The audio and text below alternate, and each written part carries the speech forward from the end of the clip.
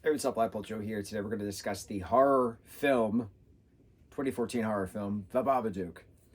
Babadook. It's a terrifying film. I saw this once when it came out, way back in the day.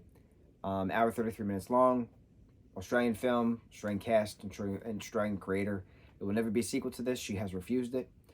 It's about a kid named Sam who has behavioral problems, but he is terrified of monsters, as most kids are.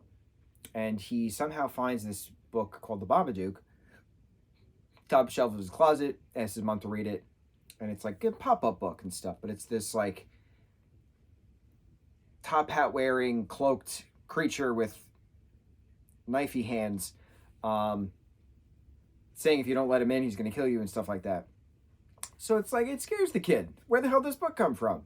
And then stuff happens. So Babadook is this demon creature who is, like, the book is like his welcome kind of a thing. Like a vampire has to be welcomed into the house.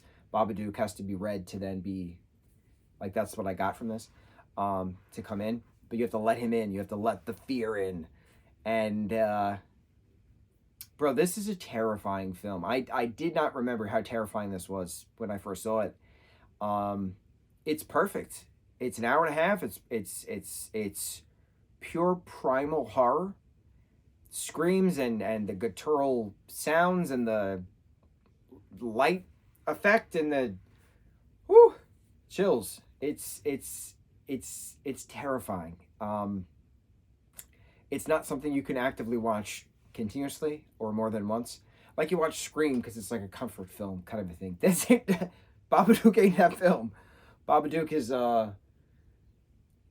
it's the sound of that Babadook sound and the way he says his name like a Pokemon does. It's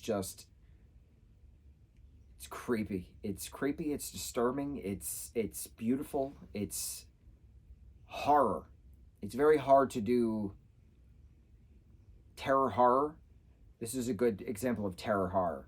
One of the best horror films I've ever seen. Still, to this day, it's just very disturbing. It's very hard to not say anything aside from this is a disturbing film. And I give it all the glory. I give it 10 out of 10. Disturbing film. The thing that I find interesting is the end, where they keep him as a pet in the basement, basically. He's not allowed to hurt them anymore. And he chooses to stay in the basement. He doesn't choose to go to the next house or anything like that. I always wondered why, but I'm not curious enough to read some deep dive theories on Reddit and stuff like that. I don't need to see an interview from the creator as to why he lives in the basement. It's okay. Sam gets his birthday in the end. No mention of what happens with the dog that the mom had unalived.